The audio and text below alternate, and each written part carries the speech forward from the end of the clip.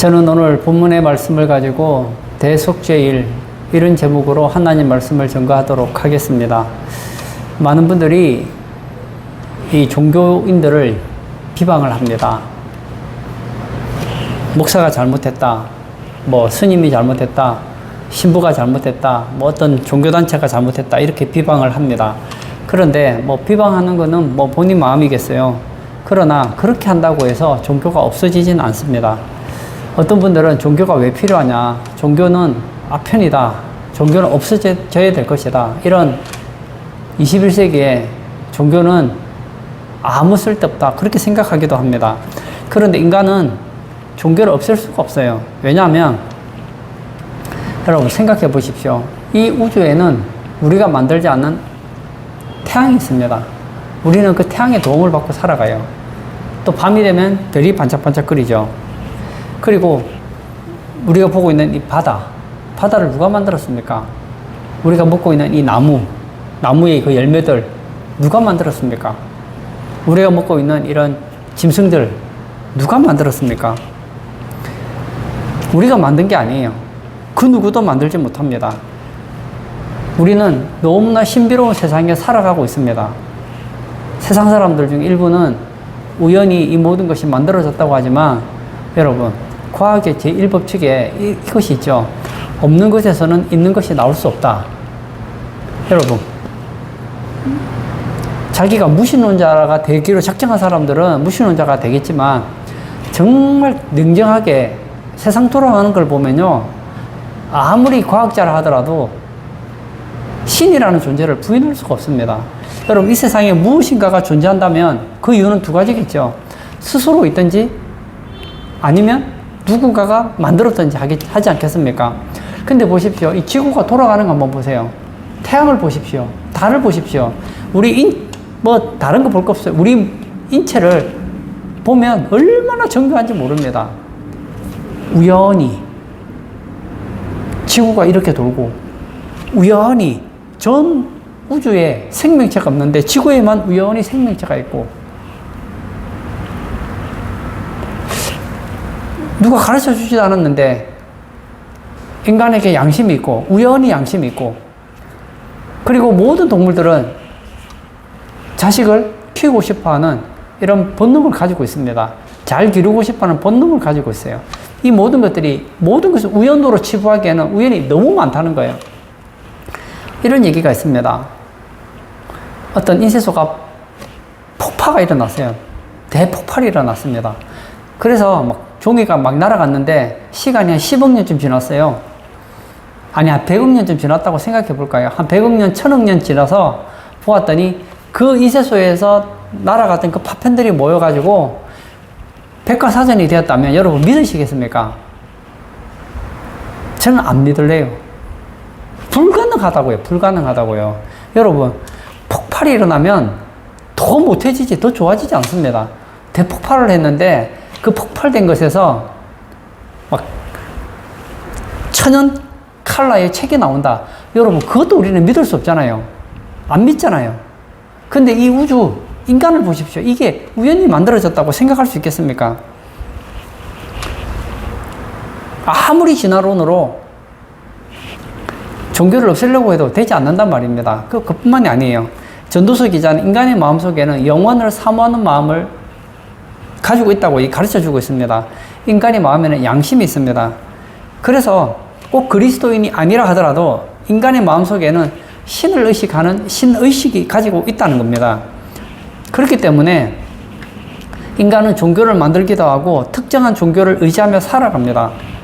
똑똑한 사람들은 종교가 없을까요? 여러분, 똑똑한 사람들도 종교가 있습니다. 어떤 종교를 믿는지는 본인이 자유겠지만 여하튼 있단 말입니다. 그러나 상당히 많은 사람들은 내가 지성인이기 때문에 종교가 필요 없다고 생각합니다. 그리고 하나님도 필요 없고 존재하지도 않는다고 생각합니다. 그러나 성경은 그런 사람을 가리켜서 어리석은 자라고 얘기하죠. 시편에 보면 이런 말이 있습니다. 14편 1절에 어리석은 자는 그의 마음에 이르기를 하나님이 없다 하는도다. 누가 하나님이 없다고 합니까? 어리석은 자예요. 어리석은 자는 얼마든지 그런 말을 할 수 있습니다. 어리석으니까.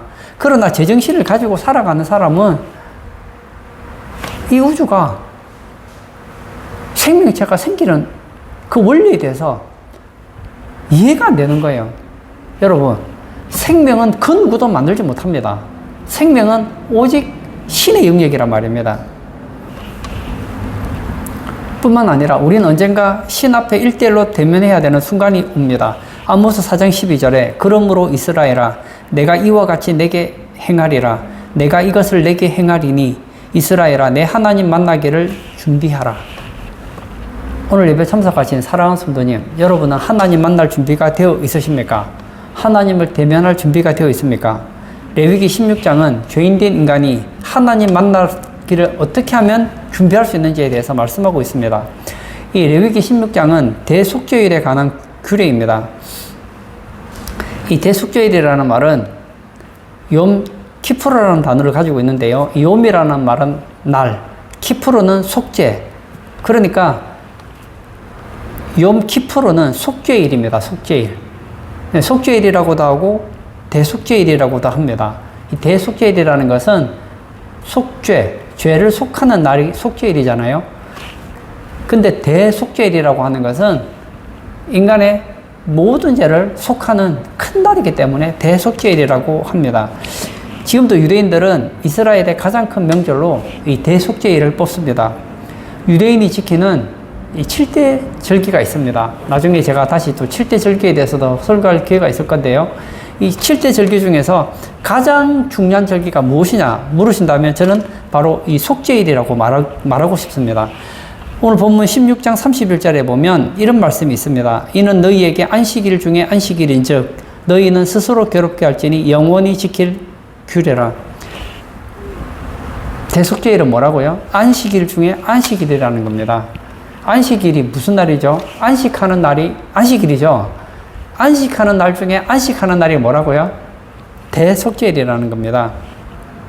따라서 이 안식일 중에 안식일은 이 대속죄일은 단순히 유대인에게만 해당되지 않는다는 겁니다. 21세기를 살아가는 우리들에게도 이 대속죄일은 아주 큰 영적인 의미를 가지고 있다는 겁니다. 저는 오늘 본문의 내용을 가지고 몇 가지를 좀 살펴보려고 합니다. 첫 번째, 죄인된 인간이 하나님께 나아가는 길은 잘못된 길도 있고 바른 길도 있다는 겁니다. 이 대속죄일이 제정된 배경에 대해서 16장 1절에 가르쳐 주고 있습니다. 제가 읽어볼까요? 아론의 두 아들이 여호와 앞에 나아가다가 죽은 후에 여호와께서 모세에게 말씀하심이라. 아론이 대제사장인데 아론에게 4명의 아들이 있었습니다. 나답과 아비후, 엘르아살과 이다말 4명의 아들이 있었습니다. 이 중에 나답과 아비후가 자기가 만든 향료를 가지고 자기가 가져온 불을 가지고 하나님 앞에 분향하려고 나아가다가 현장에서 분향단에서 나오는 불로 말미암아 타 죽고 말았습니다. 그 내용이 레위기 10장에 나와 있습니다. 근데 이 사건 후에 하나님께서 대속죄일의 규례를 모세에게 명하셨다는 겁니다. 이 나답과 아비후가 불타 죽은 사건을 통해서 하나님께서 말씀하시는 것은 하나님이 허용하시는 올바른 길을 멸시하고 자기 방식대로 하나님께 접근하면 멸망하게 된다는 경고를 가르쳐 준다는 것입니다. 여러분 보십시오. 나답과 아비후가 하나님 앞에 나아가려고 했어요. 하나님이 정한 방식이 있는데 나답과 아비후는 그 방식을 무시하고 자기 방식으로 하나님께 나아가려고 했습니다. 그래서 어떻게 됩니까? 망했다는 겁니다. 올바른 길을 통해서만 하나님께 접근할 수 있다는 겁니다. 16장 2절도 제가 한번 읽겠습니다. 여호와께서 모세에게 이르시되 내 형 아론에게 이르라. 성소에 휘장한 법궤 위 속죄소 앞에 아무 때나 들어오지 말라. 그리하여 죽지 않도록 하라. 이는 내가 구름 가운데에서 속죄소 위에 나타남이니라. 이렇게 기록되어 있습니다. 이 구약에 보면 이 성막 또는 회막이라고 하는 이 직사각형의 건물이 있습니다. 이 성막인데요. 거기 보면 성막을 직사각형이라고 하면 그 중에서 한 3분의 1 정도는 지성소고 3분의 2는 성소입니다. 이 지성소 안에 가면 법궤가 있습니다. 법궤에는 보면 위에 법궤 위에 뚜껑에 금판으로 되어 있고 이 뚜껑의 이름을 시은소, 속죄소 이렇게 부르는데요. 여기에는 하나님의 영광의 구름 세키나가 임재해 있었습니다. 그러니까 구약시대에 하나님의 그 지성소 안에는 아무나 들어가면 안 되는 거예요. 왜냐? 그곳은 하나님이 임재하시는 임재의 장소입니다. 물론 하나님은 어디든지 다 계시죠. 계시지만 이스라엘 백성들을 만나기 위해서는 어디서 만나시느냐? 바로 그 속죄소에서 대제사장만이 만날 수 있었다는 겁니다. 그래서 대제사장인 아론이라 할지라도 아무 때나 들어가는 게 아니에요. 이 속죄일, 대속죄일에만 지성소 안에 들어가야지, 만약에 자기가 들어가고 싶다고 아무 때나 들어가면 현장에서 죽게 됩니다. 마찬가지로 우리가 하나님께 나아갈 때 자기 방식대로 잘못된 방법으로 하나님께 나아가면 안 된다는 것입니다. 잠언 14절 12절과 16장 25절에 똑같은 말씀이 두 번 반복되고 있습니다. 그 말씀은 하나님께서 굉장히 이 말씀을 중요하게 여긴다는 거예요. 한번 제가 읽어볼까요? 어떤 길은 사람이 보기에 바르나 필경은 사망의 길이니라. 예, 어떤 길은 사람이 보기에는 바른 것 같아요. 그런데 그 길은 필경은 사망의 길인 경우가 많다는 겁니다. 우리 주변에 보면 참 선한 일을 많이 하시는 분들이 계십니다. 정말 부럽습니다. 구제를 하고 사회봉사를 많이 하시는 분들이 있습니다. 참 좋은 일을 합니다. 그러나 여러분, 그것을 통해서 천국 가리라는 생각은 버리시는 게 좋아요. 필경은 사망의 길입니다. 빨리 착각해서 깨어나야 됩니다. 그것은 좋은 일이지만 하나님께 나아가는 올바른 길은 안 된다는 거예요. 여러분, 좋은 일을 하는 것은 참 유익한 일이지만 하나님께 나아가는 바른 길은 아닙니다. 또 종교생활을 열심히 하는 거 참 좋습니다. 우리 주변에 보면 정말 내가 어느 종교라고 말하지는 않겠지만 자기 나름대로 그 종교를 가지고 그 종교에 심취해서 정말 심신을 닦고 그리고 그 종교의 가르침대로 살려고 몸부림치시는 분들이 있습니다. 참 좋은 방법이라고 생각합니다. 그러나 여러분, 그렇게 한다고 하나님께 나아갈 수 있는 것이 아닙니다. 어떤 분들은 열심히 공부해서 학위를 받기도 합니다. 박사학위를 받았어요. 그리고 보면 좋은 책을 써서 사람들에게 선한 영향력을 미치는 사람들이 있습니다. 참 좋습니다. 그러나 여러분, 그것으로 하나님께 나아갈 수 없다는 겁니다. 이것은 좋은 일이지만 하나님께 나아가는 방법은 아닙니다. 만약 그런 방식으로 나아가려고 하면 나답과 아비후처럼 결국은 사망의 길에 이렇게 된다는 겁니다. 레위기 16장이 명확하게 보여주는 진리가 있습니다. 하나님이 인정하는 대제사장이 대속제물을 죽여서 그 피를 가지고 하나님께 속죄제물을 드려야 죄인된 인간이 죄사함을 받고 하나님께 접근할 수 있다는 것을 가르쳐주고 있다는 겁니다. 다시 말하면 속죄제사를 지내지 않고서는 그 누구도 하나님께 접근할 수 없다는 겁니다. 뿐만 아니에요. 이 대제사장은 내가 되고 싶다고 될 수 있는 것도 아닙니다. 하나님께서 임명한 그 사람만이 대제사장이 될 수 있습니다. 그래서 레위기 16장은 죄인이 바로 속죄제사를 통해서만 하나님께 나아갈 수 있는 명확한 원리를 보여주고 있다는 겁니다. 히브리서 9장 22절은 이 하나님이 우주를 다스리시는 대원리를 보여주고 있습니다. 후반절에 보면 이런 말이 있죠. 피 흘림이 없은즉 사함이 없느니라. 하나님이 인정하신 대제사장이 드리는 대속제물에 피가 있는 제사를 통해서만 죄인된 인간이 죄사함을 받고 하나님과 화목할 수 있다는 겁니다. 이것이 하나님께 접근하는 올바른 방법이요, 올바른 길입니다. 그리고 예수님께서 나를 위해 속죄제사를 드려주신 나를 위한 대제사장이 되신 사실을 믿어야만 하는 것입니다. 두 번째, 이 구약의 대제사장은 불완전하며 예수 그리스도는 완전한 중보자시다 하는 것입니다. 아론이 대제사장으로서 속죄일에 속죄제사를 드립니다. 좋지요. 그런데 이것은 실상이 아니고 이것은 그림자라는 거예요. 대제사장의 실체는 누구냐? 바로 예수 그리스도이십니다. 대속죄일의 속죄제사는 오직 대제사장인 아론만이 행할 수 있었습니다. 17절 제가 한번 볼까요?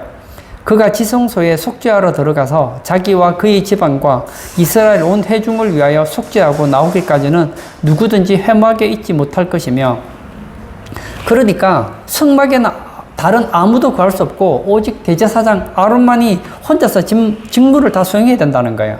짐승을 잡는 것도 본인이 다 잡아야 되고 피를 뿌리는 것도 자신이 뿌려야 되고 아무도 회막에 있어서는 안 된다는 겁니다. 근데 아론이 언젠간 죽을 거 아니에요. 늙어 죽으면 속죄제사는 어떻게 할까요? 그러면 대제사장의 아들 가운데 하나님께서 임명하신 사람이 이 대제사장의 직무를 개성하여 제사를 지내게 됩니다. 31절과 32절을 제가 또 읽어볼까요? 이는 너희에게 안식일 중에 안식일인즉 너희는 스스로 괴롭게 할지니 영원히 지킬 규례라. 기름 부음을 받고 위임되어 자기의 아버지를 대신하여 제사장의 직분을 행하는 제사장은 속죄하되 세마포 옷 곧 거룩한 옷을 입고 라고 기록되어 있습니다. 아버지를 대신하여 계속 속죄 제사를 드려야 하는 것인데 아버지가 살아있는 동안에 제사를 드리는 것이 아니라 아버지가 그러니까 대제사장이 소천을 한 경우에 직무를 개성하여 제사를 드리는 것을 가르쳐 주고 있다는 거예요. 우리 모두는 죄인이기 때문에 우리 죄를 위해서 속죄 제사를 드려줄 수 있는 대제사장이 필요한데 아무나 되는 건 아니라는 겁니다. 누가 됩니까? 하나님이 임명한 사람만 될 수 있습니다. 이 대제사장이 우리의 죄값을 사함받는 제사를 드릴 때 우리는 죄 사함을 받을 수 있습니다. 그분이 누구일까요? 오늘 본문에서는 아론이겠죠. 대제사장 아론이겠지만 이것은 하나의 상징입니다. 그분이 바로 하나님이 보내주신 대제사장 예수 그리스도를 가르쳐 준다는 겁니다. 우리 주변에 보면 참 훌륭한 분들이 많습니다. 공자, 굉장히 훌륭하죠. 그러나 우리의 죄값을 갚아줄 수는 없습니다. 그 이유는 하나님께서 대제사장으로 임명하지 않았기 때문입니다. 마호메트, 마찬가지입니다. 소크라테스, 마찬가지입니다. 우리 죄를 위해 영원한 대제사장이 될 수 있는 분은 오직 한 분, 예수 그리스도밖에 없다는 거예요. 구약에 많은 제사장들이 있었고 대제사장이 있었지만 그것은 하나의 예표라는 겁니다. 대제사장이 속죄 제사를 드리는데 이 직무를 수행하는 데는 세 가지 특징이 있었습니다. 첫 번째는 고독한 일이었습니다. 모든 직무를 혼자서 대신하는 거예요. 누구도 대신해 줄 수 없습니다. 여러분, 속죄일에 인간의 죄 문제를 해결하는 이 대속죄일에 인간의 죄 문제를 해결하기 위해서 속죄 제사를 드려야 되는데 이것은 다른 누구도 할 수 없습니다. 오직 대제사장 아론만이 할 수 있습니다. 마찬가지입니다. 인간의 모든 죄 문제를 해결하실 수 있는 분은 예수님밖에 없다는 거예요. 이건 고독한 문제입니다. 예수님께서 제사들과 함께 겟세마네 동산에서 기도할 때 예수님께서는 그 고독을 이기기 위해서 그 십자가의 고통을 이기기 위해서 땀방울이 핏방울이 되도록 기도하셨고 힘들어 하셨던 것을 우리는 보고 있습니다. 두 번째는 위험한 일입니다. 대제사장이 제사를 지내다가 만약에 하나님 말씀에 어긋나는 일을 한 가지라도 하면 현장에서 즉사한다는 거예요. 엄청나게 위험한 일입니다. 그리고 셋째는 극도로 겸비한 자세를 행해야 된다는 거예요. 이 제사장의 복장을 보면 제가 지금 설명은 하지 않겠는데요. 이 대제사장의 옷이 굉장히 화려합니다. 머리에 왕관을 쓰고 뭐 겉옷에 에봇에 판결 흉패에 우림과 둔민 뭐 이런 것을 해서 굉장히 화려합니다. 근데 대속죄일에는 다 벗어놓고 그날에는 신발도 신지 않고 맨발로 들어갑니다. 이것은 무엇을 가르쳐 주느냐? 겸손한 자세를 보여준다는 거예요.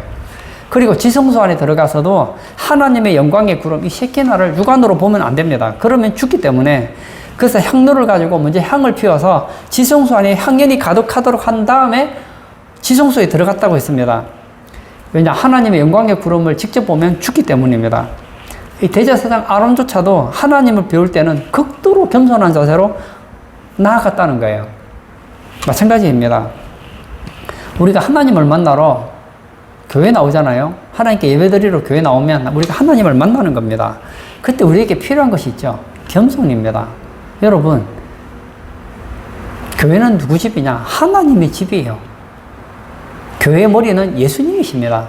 그러므로 우리는 교회에서는 조심해야 돼요. 저는 그렇게 권력이 있지 않지만 회사에 직원이 사장을 만나러 갔다. 그 회사의 회장을 만나러 간다. 그래도 얼마나 예의를 갖춥니까? 혹시라도 회장에게 잘못 보이면 어떡하나 해서 조심조심하고 옷 매듭도 다시 가다듬고 그러면서 말도 조심조심하지 않습니까? 만날 때가 되면 지각합니까? 예를 들어서 회장과 만나기로 했는데 10시에 만나기로 했는데 11시에 이렇게 만나러 나가는 사람 누가 있겠습니까? 10시에 만나려고 하면 그 전에 9시나 9시 반부터 와서 미리 다 준비하고 무슨 말을 할 것인지 조심조심하지 않습니까? 그런 면에서 우리가 정말 하나님 앞에 겸손한지 한번 돌아볼 필요가 있습니다. 예배는 누구에게 하는 거죠? 하나님께 하는 거 아닙니까? 예배 시간에 지각하시는 분들은 진짜 회개하셔야 돼요. 그리고 예배 시간에 딴짓 하시는 분들은 진짜 회개하셔야 됩니다. 예배는 하나님께 영광을 돌리는 시간 아닙니까? 예배 시간에 우리의 관심 오직 하나님께 집중해야 되는 거예요.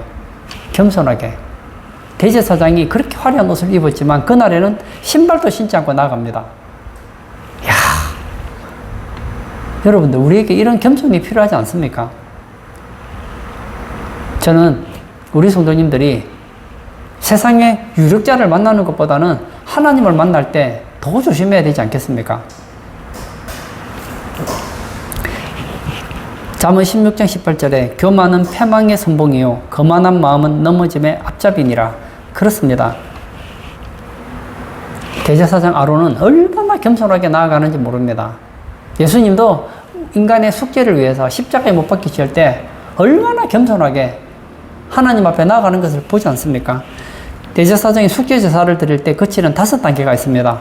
첫 번째는 대제사장이 이 백성들의 죄를 해결해야 되는데 문제는 본인도 죄인이잖아요. 그래서 수송아지 한 마리를 잡습니다. 그래서 그 피를 가지고 지성소 안에 있는 속죄소 동편에 뿌리고 시은소에 뿌립니다. 그러면 자기와 자기의 죄가 사함을 받게 됩니다. 2단계는 온 이스라엘 백성의 죄를 속하는 겁니다. 그런데 이 대제사장이 속죄할 때 온 세상 모든 사람의 죄를 속죄하는 건 아니에요. 누구의 죄를 속죄합니까? 이스라엘 백성들의 죄를 속죄하는 거예요. 무슨 얘기냐면 예수님의 피는 온 인류를 다 사고도 남을 수 있는 그런 가치 있는 피지만 그 피의 효력은 하나님의 선택받은 백성들에게만 유효하다는 겁니다. 하나님께서 예수님을 보내주셨을 때에 그 예수님의 이름이 참 좋아요. 아들을 낳으리니 그 이름을 예수라 하라. 이는 그가 자기 백성을 죄에서 구원할 자라 했습니다. 자기 백성을 구원하는 거예요. 그러므로 우리가 예수님 믿었다는 것은 그 예수님의 그 피의 효력이 우리에게 적용된다는 겁니다. 제가 이런 얘기를 하면 어떤 분들은 그럴 수 있죠. 아니 그러면 나는 예수님 믿어도 내가 만약에 선택받지 않았더라면 하나님께 선택한 백성이 아니라면 난 어떻게 되죠? 난 예수 믿어도 소용없는 거 아닙니까? 그 피의 효력이 없는 거 아닙니까? 걱정하지 말고 예수님 믿으세요. 예수님께서는 내게 오는 자는 아무도 예수님께서는 거절하지 않는다고 했습니다. 여러분, 하나님은 전지하십니다. 다 아세요. 하나님은 택할 자를 택하시고 택하지 않을 자를 택하지 않으십니다. 그러므로 걱정하지 마세요. 여러분, 이 예정론이라는 것은 불신자를 상대로 얘기하는 게 아니에요. 여러분, 전도할 때, 이 사람이 예수님 믿으면 전하겠는데 안 믿는다고 하면 어떡하나? 혹시 이 사람이 선택받지 않는 사람이면 어떡할까? 걱정하지 마세요. 그냥 전도하세요. 만약 여러분들이, 내가 만약 예수님 믿고 싶고 구원받고 싶은데, 만약 내가 선택받지 않았으면 어떡하나? 걱정하지 말고 예수님 믿으세요. 주 예수를 믿으라. 그리하면 구원을 받으리라. 영접하는 자, 곧 그 이름을 믿는 자들에게는 하나님의 자녀가 되는 권세를 주신다고 했습니다. 걱정하지 마세요. 누구든지 예수님 믿으면 구원받습니다. 여러분이 예수님 믿고 구원받고 보면 여러분 한 가지 고백하게 될 거예요. 예수님이 나를 위해서 피 흘려 죽으셨구나를 알게 될 겁니다. 대제사장이 염소 2마리를 취합니다. 그래서 제비를 뽑아서 한 마리는 여호와를 위한 순염소, 다른 한 마리는 아사셀을 위한 순염소로 구분합니다. 그래서 대제사장이 여호와를 위해서 순염소를 죽여서 그 피를 가지고 지성소에 들어갑니다. 그 피를 시온소 위에 뿌리고 앞에도 뿌립니다. 또 성소 바닥에 뿌리고 성문에도 뿌립니다. 그래서 지성소와 회막을 성결하게 하고 온 이스라엘 백성의 죄를 속하는 거예요. 세 번째, 3단계는 수송아지 피와 순염소의 피를 가지고 성소에서 나와서 성막들로 갑니다. 거기에는 번제단이 있죠. 이 번제단을 보면은 이 뿔이 4개가 있거든요. 거기에 수송아지와 수염소에 피를 바르고 번제단 위에 피를 7번 뿌려서 단을 성결케 합니다. 네 번째, 4단계는 아사셀을 위한 염소 머리 위에 안수하고 이스라엘 백성들의 모든 불의와 모든 죄를 다 구하여 그 죄악을 염소에게 실어서 미리 정한 어떤 사람으로 하여금 광야 무인지경으로 보내는 거예요. 그러면 이 아사셀을 위한 염소는 목적지가 없습니다.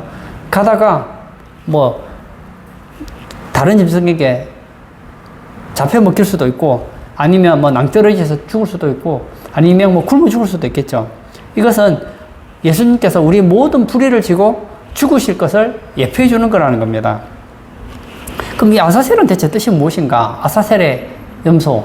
이 아사셀에 대해서 여러 가지 견해가 있는데, 저는 이 중에서 염소라는 의미의 아즈와 보낸다의 의미 아잘, 그러니까 아사셀, 아즈아젤, 아사셀, 이 단어가 가장 합당하다고 생각합니다. 이게 무슨 얘기냐면 염소와 보낸다 합치면 뭐가 되죠? 보내진 염소입니다. 이 아사셀 염소는 이스라엘의 모든 허물과 죄를 위해서 그 죄를 지고 보내어진 염소, 바로 그것을 말해주거든요. 예수님께서 세례요한을 만났을 때 세례요한이 이렇게 예수님이 지나가는 것을 보고 얘기하셨던 얘기 기억나시죠? 보라, 세상 죄를 지고 가는 하나님의 어린 양이로다. 정확하게 말하면 하나님의 어린 염소가 되겠죠. 예. 예수님은 염소의 예표, 아사셀의 예표가 된다는 겁니다. 그러므로 사랑하는 성도님, 이 하나는 이스라엘 백성들을 위해 실제로 피를 흘리는 모습을 보여주고, 하나는 떠나는 모습을 통해서 우리는 뭘 알게 되느냐? 이 염소가, 이 아사셀 염소가 떠나가는 것을 보면서, 우리의 죄를 지고 이 아사셀 염소가 어디론가 가서 죽겠구나. 그리고 내 모든 죄 문제는 해결됐구나를 알 수 있게 된다는 거예요. 그 5단계. 대제사장이 자기 이제 의복을 원래 입고 온 이스라엘 백성을 위해서 순양 2마리로 번제를 드리는 겁니다. 번제로 기름은 태우고 가죽과 고기와 똥은 진 밖으로 불태워서 드리면 이 대속죄일의 속죄제사가 끝나게 됩니다. 여기서 제가 하고 싶은 얘기 이거예요. 구약의 대제사장은 불완전한 사람입니다. 그래서 분명히 온 인류의 죄를, 정확하게 말하면 온 이스라엘 백성이겠죠. 오늘날로 말하면 이방인과 유대인이니까 온 인류가 될 수 있겠죠. 하나님께서 택한 그 백성들의 죄를 해결하기 위해서 대제사장이 필요한데, 이 아론이라는 대제사장은 불완전하다는 겁니다. 뿐만 아닙니다. 이 제사장이 제사를 지내다가 나이가 들면 죽잖아요. 그러면 대제사장이 늙어 죽으면 아들이 또 계승해야 되는 거예요. 뿐만 아닙니다.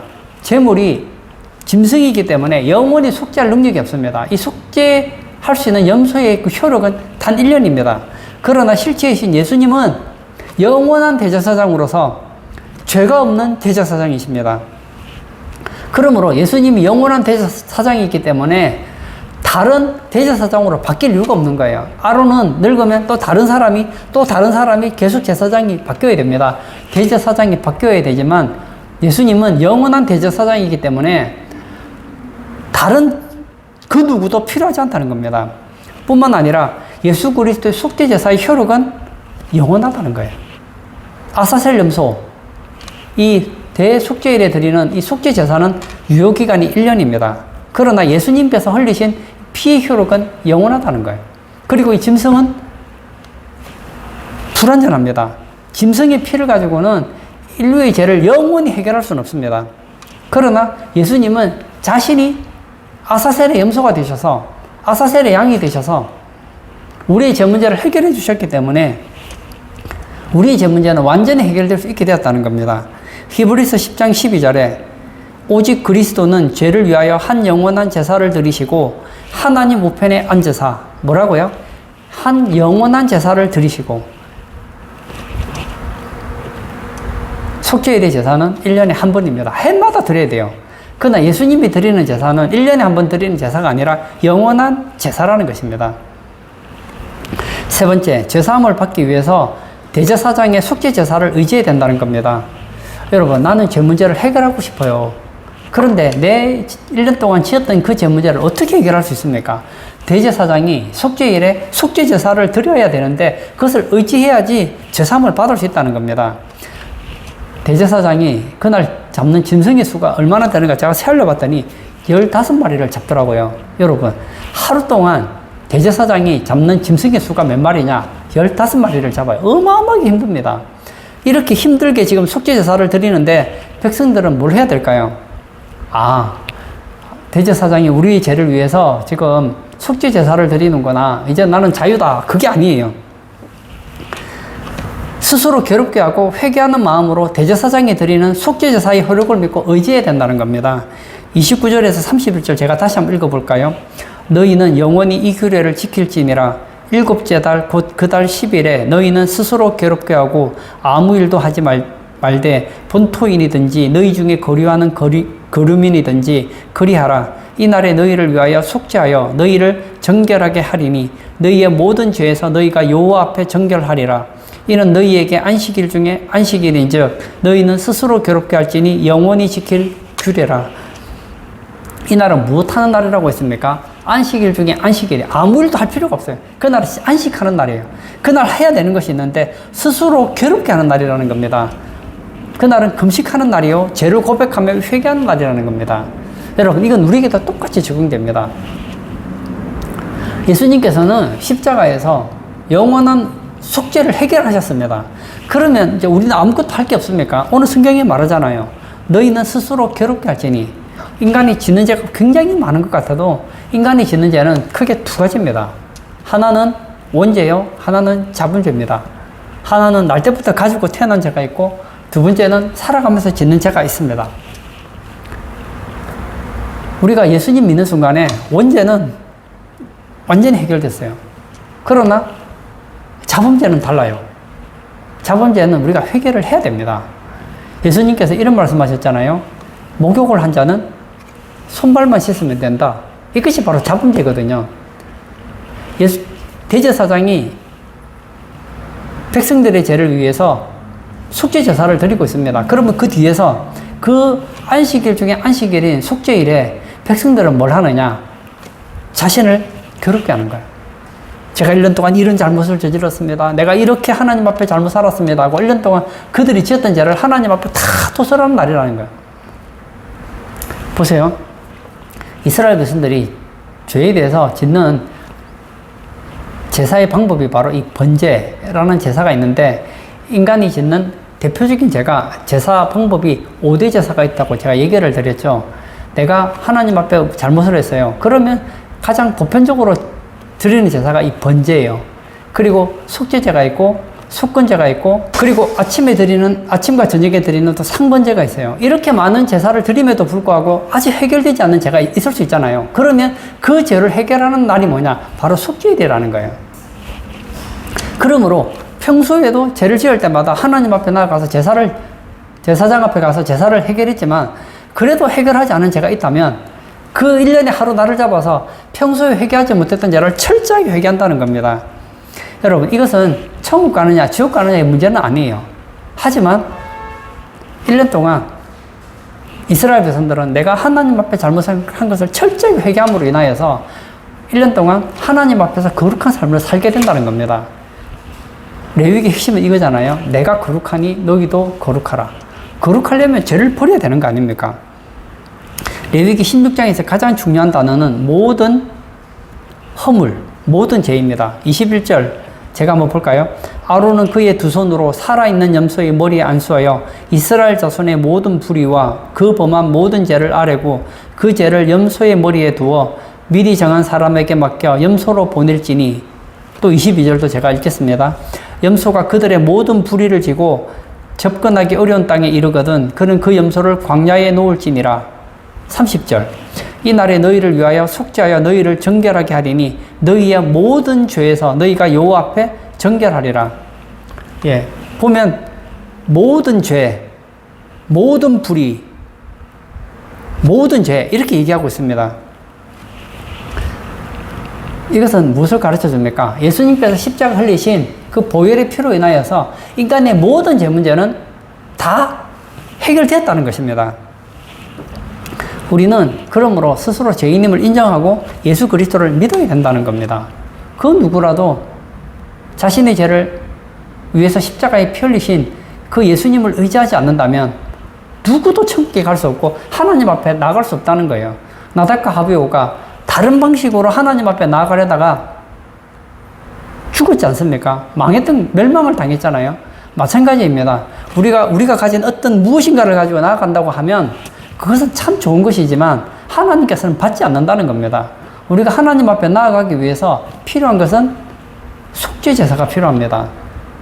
예수님은 십자가에서 우리의 속죄제사를 위해서 죽어주셨습니다. 그리고 그 죄 문제를 해결하시고 부활하셨습니다. 우리가 예수님의 그 속죄제사의 그 피를 의지하여 그 피를 붙잡고 나아가면 된다는 거예요. 나는 부족하지만, 나는 천국 갈 자격이 없고 하나님 앞에 나아갈 자격이 없지만 내 죄를 위해서 예수님께서 영원한 대제사장으로서 자신이 속죄제물로서 영원한 제사를 드려주셨기 때문에 나는 그 피를 의지하여 하나님 앞에 나아갈 수 있다. 예수님은 십자가에서 나의 죄 문제를 해결하셨다. 그리고 나아가면 주님이 받아주신다는 거예요. 이것이 옳은 길입니다. 오늘 예배 참석하신 사랑하는 성도님, 저는 오늘 이 속죄일에 대한 얘기를 드렸습니다. 속죄일은 안식일 중에 안식일이요 영원한 규례라고 했습니다. 그만큼 중요하다는 거예요. 교회를 다니면서도 우리는 하나님 앞에 나아갈 때 자꾸만 자기의 의를 가지고 나아가려고 하는 사람이 있습니다. 하나님께 인정받을 때도 마찬가지예요. 내가 뭔가 하나님이 기뻐하는 일을 해서 하나님께 인정받으려고 합니다. 좋아요. 그거 참 좋은 마음입니다. 그러나 그건 두 번째예요. 하나님께 나아가려고 하면 먼저 속죄가 되어야 된단 말입니다. 우리가 하나님 앞에 나아갈 수 있는 가장 근본적인 방법은 대제사장이 백성들을 위해서 속죄제사를 드려주었을 때에 그 피를 힘입어서 이제 하나님 앞에 나아갈 수 있는 거예요. 하나님 앞에서 기뻐하는 일을 하는 것은 두 번째 문제라는 거예요. 그리고 오늘 이 대제사장이 하나님 앞에 드리는, 하나님 앞에 나아가기 위해서 드렸던 이 제사를 통해서 우리가 기억해야 될 것 중에 하나는 그는 참 겸손하게 나아간다는 거예요. 저는 우리 성도님들이 신앙생활 할 때 겸손하시기를 바랍니다. 신앙생활은 누구한테 보이는 거냐? 사람 보라고 하는 거 아니에요. 하나님 보라고 하는 거잖아요. 하나님 기쁘게 하려고 하는 게 신앙생활 아닙니까? 하나님 사랑받고, 하나님 은혜 받고, 하나님 사랑하고, 하나님과 좋은 관계 맺는 것, 이것이 신앙생활 아닙니까? 그렇다면 하나님 앞에 겸손하십시오. 하나님께서는 겸손한 자에게 은혜를 주십니다. 겸손한 자가 복 받아요. 여러분들이 아무리 교회에서 봉사를 많이 하고 헌금을 많이 하고 성경 말씀대로 산다고 하더라도 그것 가지고 여러분들이 하나님 앞에 의를 내세우지 마시고 나 같은 죄인을 위해서 예수님이 죽어주신 것 때문에 감사하는 마음으로 봉사하고 섬기고 헌신한다면 주님은 여러분의 그 겸손한 마음에 은혜 위에 은혜를 더 부어주실 거예요. 오늘 예배 참석하신 우리 성도님들은 정말 날마다의 삶 속에서 이 대속죄일, 우리의 속죄제사 드려주신 대제사장 되신 예수님을 인하여서 감사하고 늘 주님 앞에 겸손함으로 인하여 날마다 주님의 은혜 가운데 하나님의 복된 삶을 살아가는 복된 성도님 되시길 축복합니다. 아멘. 이 시간 한번 같이 기도하기를 원합니다. 저는 오늘 속죄일에 대한 말씀을 나누었습니다. 이 속죄일은 오직 한 사람, 대제사장만 할 수 있습니다. 이것은 너무너무 고된 일이고 누구도 대신해 줄 수 없는 힘든 일이었습니다. 여러분, 저는 뭐 소를 잡아보진 않아서 모르겠지만 짐승을 하루에 15마리 잡는다. 이건 굉장한 노동입니다. 엄청나게 힘든 일이에요. 예수님께서 십자가를 지시기 전에 겟세마네 동산에서 하셨던 기도 기억나십니까? 할 수만 있거든 이 잔을 내게서 옮겨주십시오. 얼마나 인간의 죄 문제를 해결하기 위해서 속죄제사가 드리는 것이 힘들었으면 예수님께서 그런 기도를 드렸겠습니까? 그 결과로 우리가 죄사함받고 구원받은 거 아닙니까? 그렇다면 우리는 하나님 앞에 겸손할 것밖에 없다는 거예요. 이 시간 한번 같이 기도할 때 여러분들이 신앙생활 할 때 여러분의 일을 가지고 하나님 앞에 나아가지 않기를 원합니다. 필경은 사망의 길입니다. 가장 지혜로운 사람은 겸손해요. 나는 자격 없지만 이런 자격 없는 나를 위해 죽어주신 예수님, 나를 위해 피 흘려주신 그 대제사장 되신 예수님을 의지하고 날마다 자신을 쳐서 복종시키고 겸손함으로 하나님 앞에 나아간다면 주님은 하나님 은혜를 부어주실 거예요. 정말 오늘뿐만 아니라 날마다의 우리의 삶이 주님 앞에 겸손한 우리 성도 되게 해달라고 기도하시고, 날마다 십자가를 의지하는 그런 복된 성도 되게 해달라고 기도하시고 자유롭게 개인 기도하도록 하겠습니다.